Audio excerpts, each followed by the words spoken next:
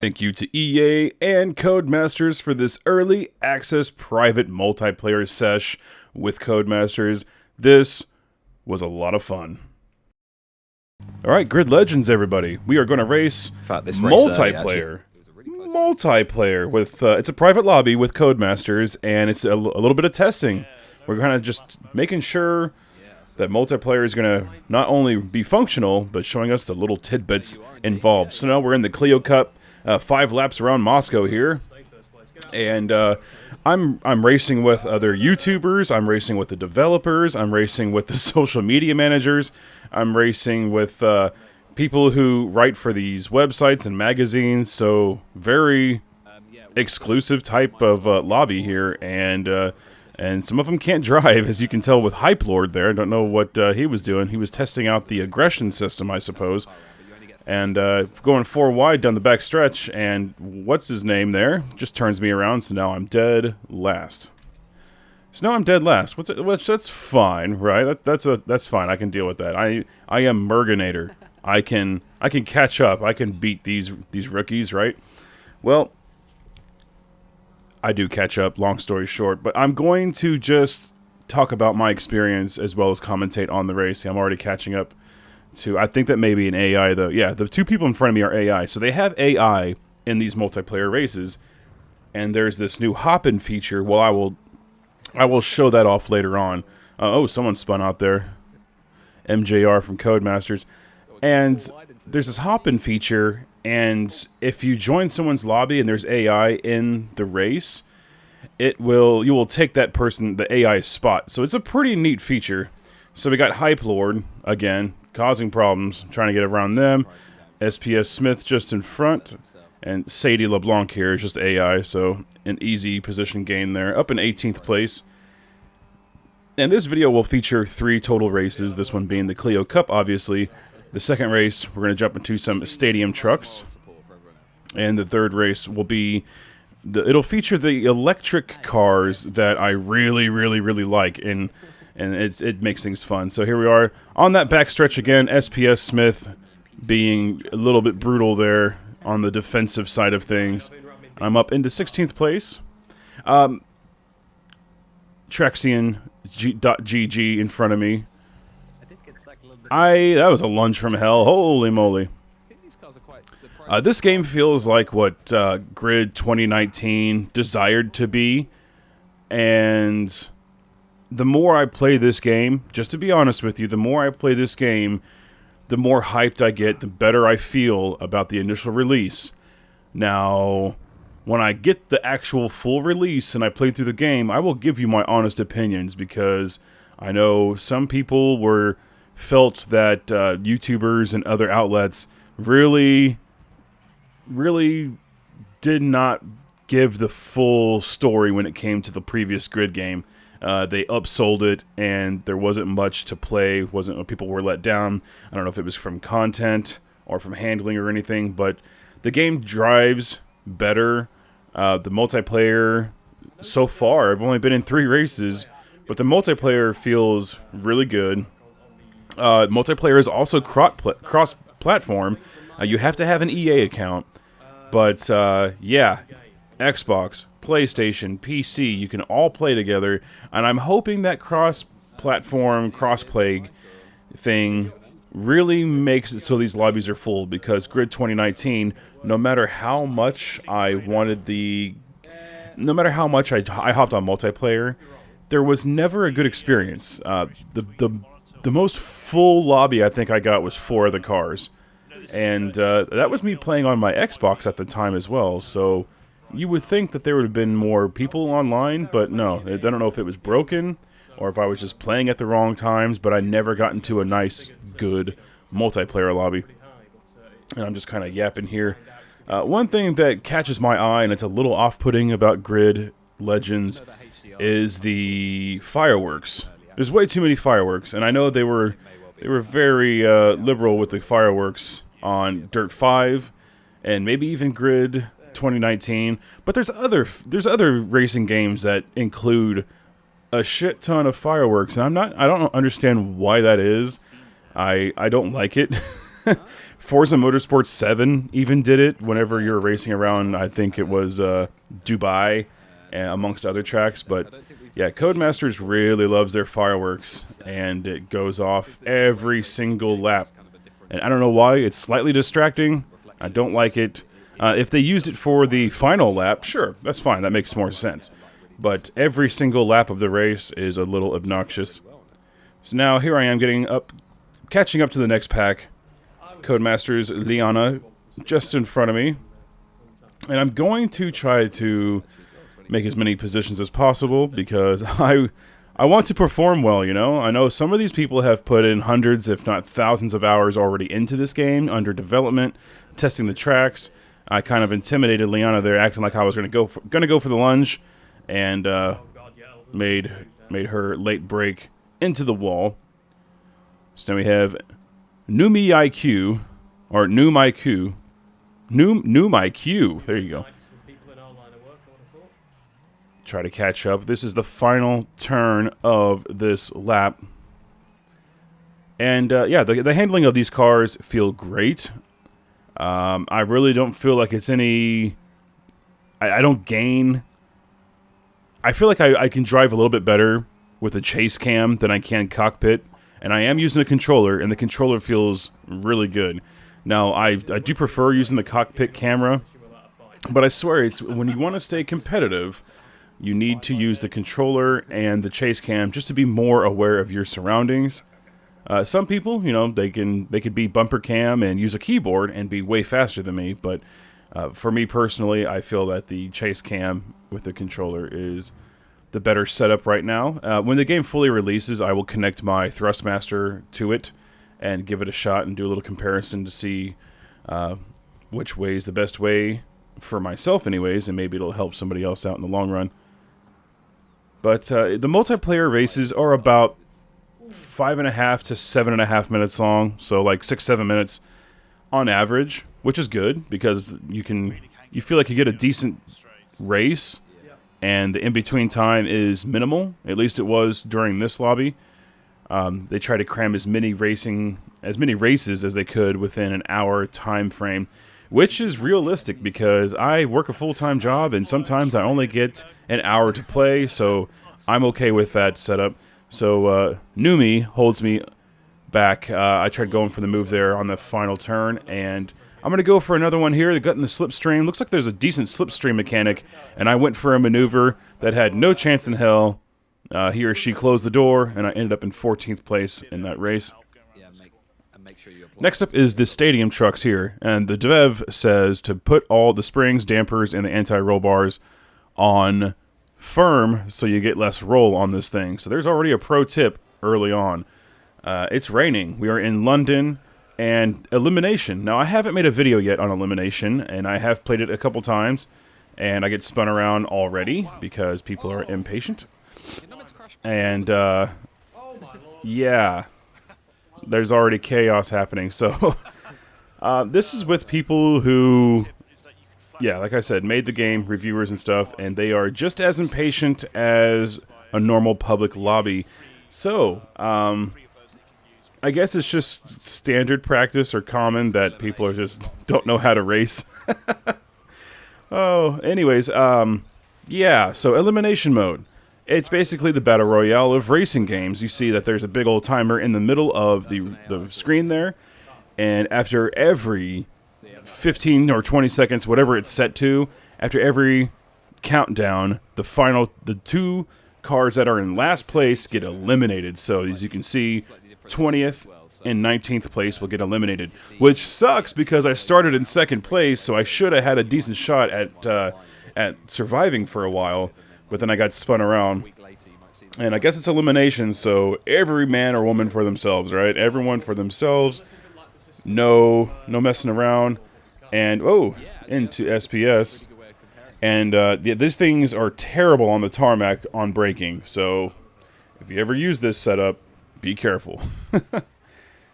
So we're already down to 18 players, and I'm only in 14th place. So even if I survive this current round, I'm not really going to survive much more.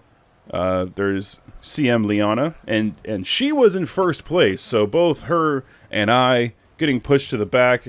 That person on the roof of the vehicle there, that was pretty entertaining, pretty interesting there. So here's the elimination, and then boom. Now we're down to 16 drivers. SPS and an AI getting eliminated.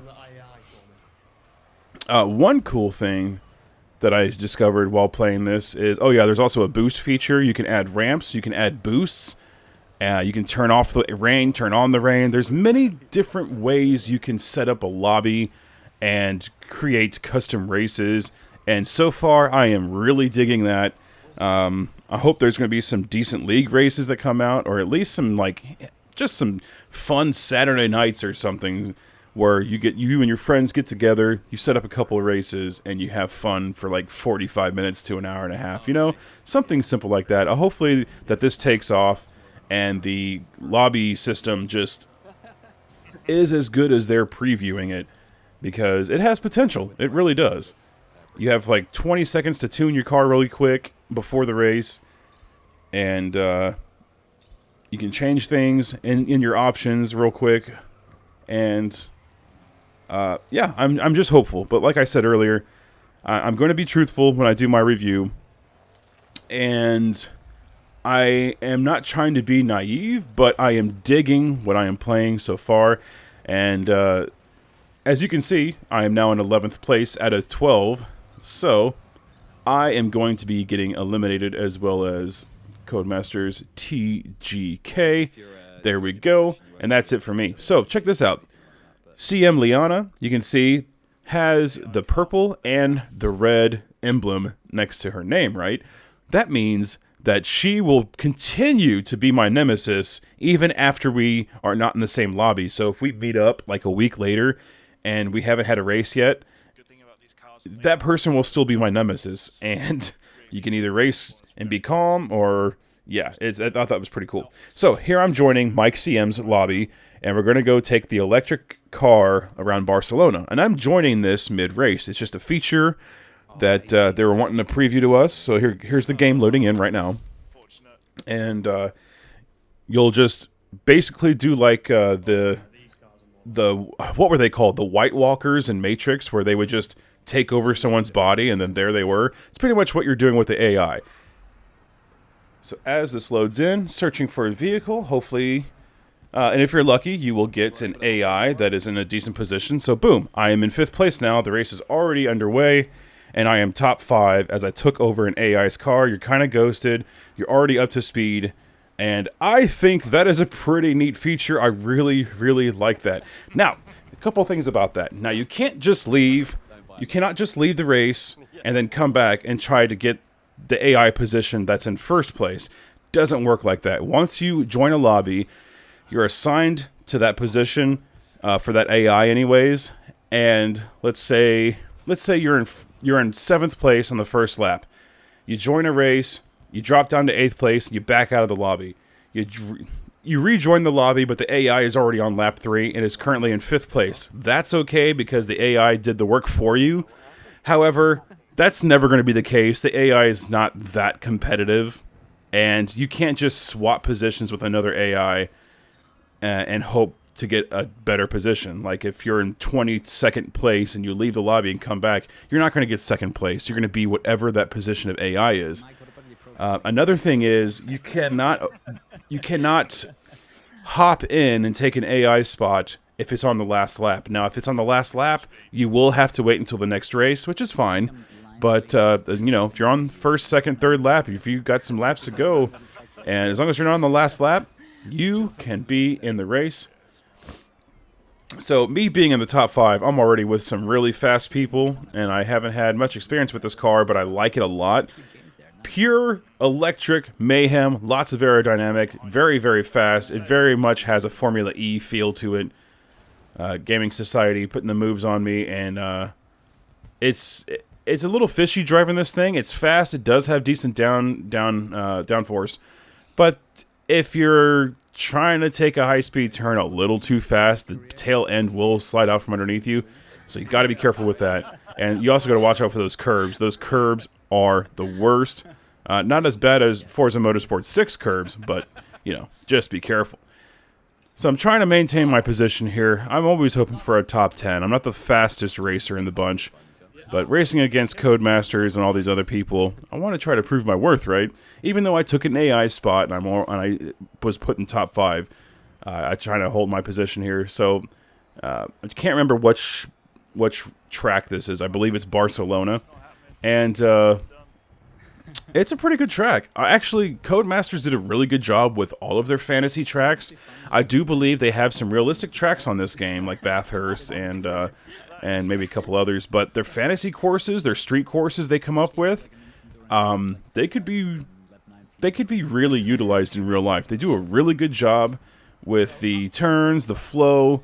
I don't know. The team that develops these tracks, if there's like a track team, Codemasters, give them a raise, because every single track I've played on so far has been stellar. So these fantasy street tracks, they're very good. I like them, and it doesn't matter what I'm driving, except for the stadium trucks. I think the stadium trucks are little to be desired, just because I don't like the way those things handle. It doesn't matter which game I'm playing, I just don't like stadium trucks. But yeah, this game feels solid, and I can't wait to race online with you all. Do a little bit of public racing, public lobby racing. Ooh, into the back of that one. Toby. And now he's my nemesis because I tapped into the back of him.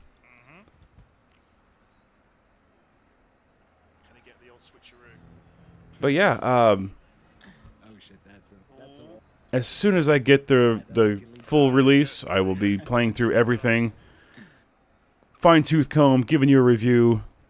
The best review possible, highlighting everything that is good and bad about the game.